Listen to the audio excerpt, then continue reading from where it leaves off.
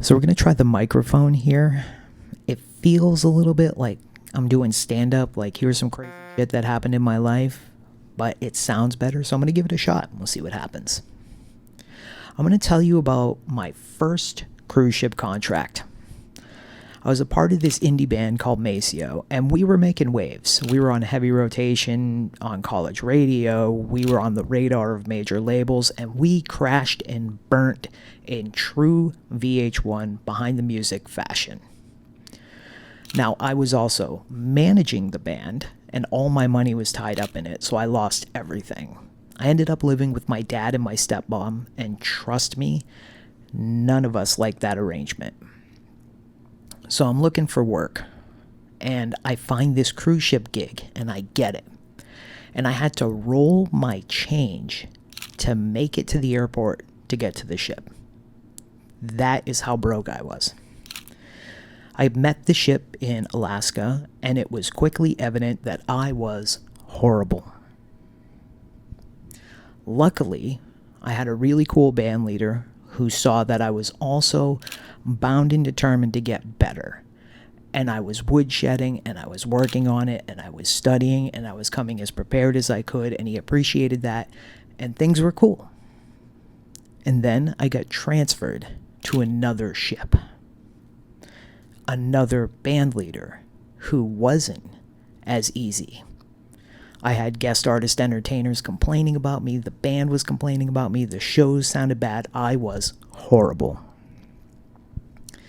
And I got sent home. I got sent home with my tail between my legs. So I came home with my tail between my legs, but I was also bound and determined that I was going to become a better drummer. But I needed a plan. I needed a teacher to show me the gaps so I could tackle those gaps. Living in New England and having been to the prestigious Berklee College of Music for one whopping semester, I did come to realize that that was the best place for me to find the best person to make me the best version of myself as a drummer. So I went to the drum department website and I emailed every single instructor and I asked them if they would give me a private lesson. Only one instructor replied, Kenwood Denard. He had time available, one slot, 8 p.m. on Sunday.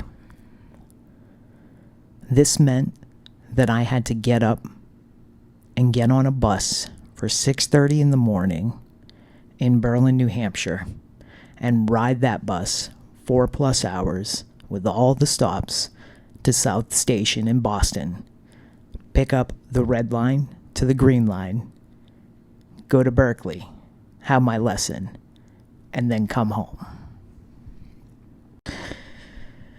So the first thing Kenwood did was set expectations. As my student, this is how I'm going to grade you. If I give you a sheet of music and I say, play this sheet of music perfectly from top to bottom with your hands, and you come back and you play it perfectly with your hands, I'm going to give you a B. If I give you a sheet of music and I tell you play it perfectly from top to bottom with your hands, and you come back and you play it perfectly top to bottom with your feet, I'm going to give you an A. I got you, boss. I know what you're putting down here. I see it. I'm on to you. Now, the natural next question from a 20-year-old is, what do I have to do to get a perfect grade? Kenwood informs me, for me to get a perfect grade, he would have to get a call from President Bush saying to him, Kenwood, I was just listening to Jeremy's drumming. It moved me so much. I'm pulling all the troops out of the Middle East, and I'm declaring peace. What the hell is this guy on? Like, I get it, like, playing with your feet, but for me to get a perfect grade, I gotta create world peace? It doesn't make sense to me. This guy's a nut job. I paid money for this. I was on a bus for like 4 hours. For an hour of a lesson. And he wants me to create world peace. Alright, dude. Whatever. Alright. I'm gonna get back to this story because this next part kind of like, I gotta like get ready for it because whenever I talk about it, I still kind of feel it. I just did a take on it and like seriously, I still have goosebumps from it.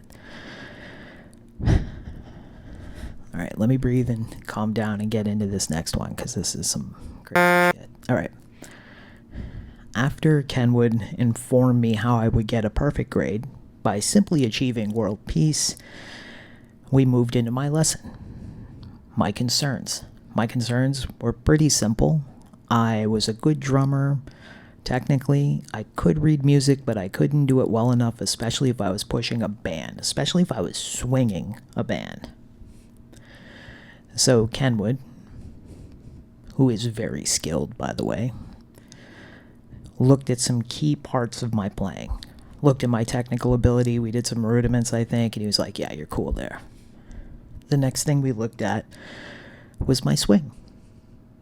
And he had me swing a little bit in 4/4. And it took, I don't know, maybe 8 measures, and he stopped me and he said, I see what's up.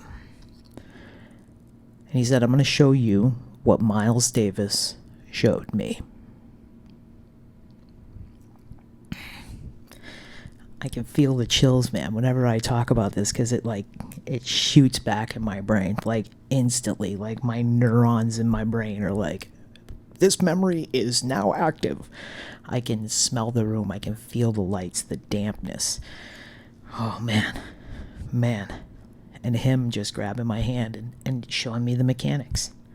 1, let to 2, let to 3, let to 4, let to 1, let to 2, let to 3, let to 4, let to...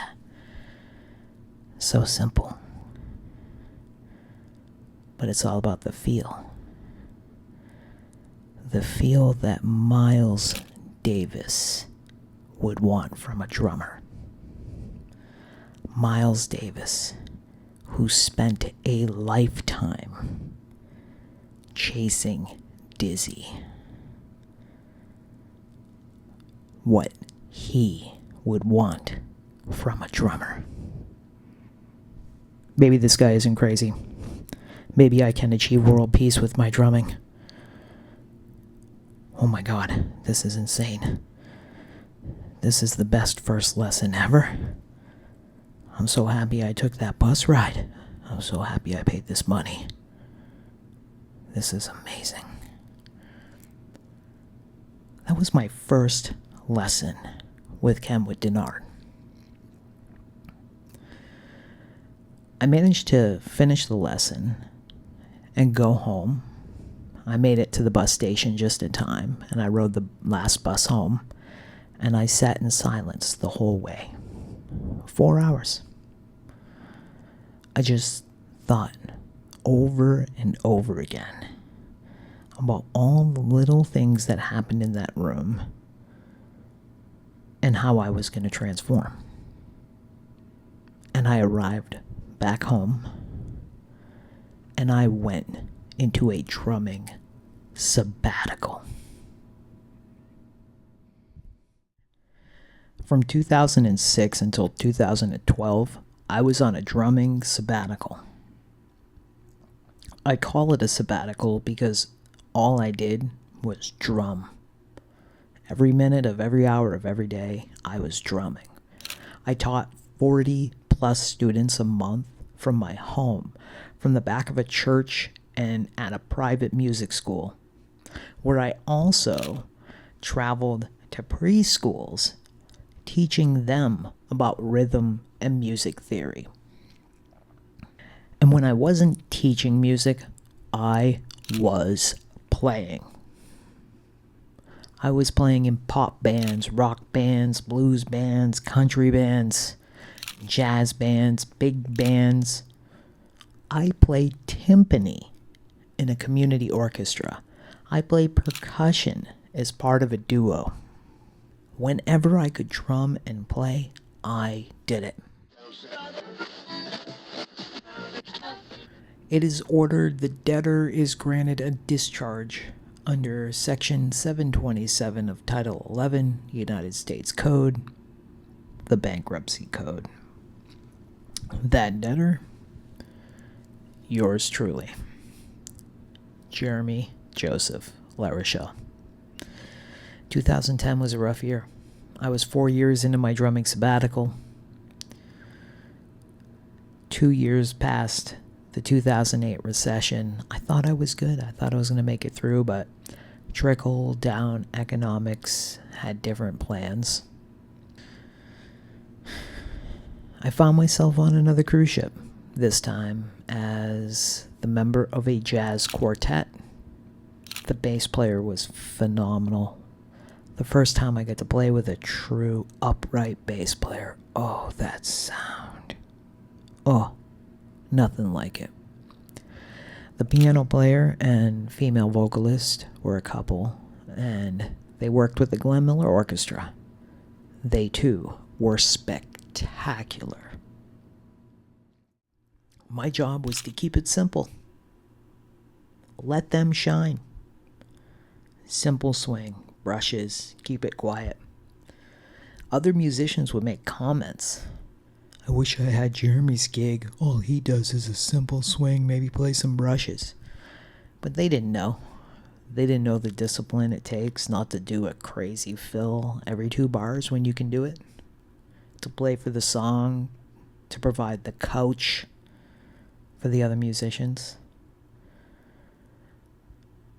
But in that sabbatical, I had learned a few things. Number one, I had grown confidence in my drumming ability because I knew how to do certain things I couldn't do before. But in the process, especially working with Kenwood, it taught me that drumming is like space. You can keep exploring, and it's only getting bigger. And there's something calming about that. There's something calming when you know you can't get to the end. You just keep going.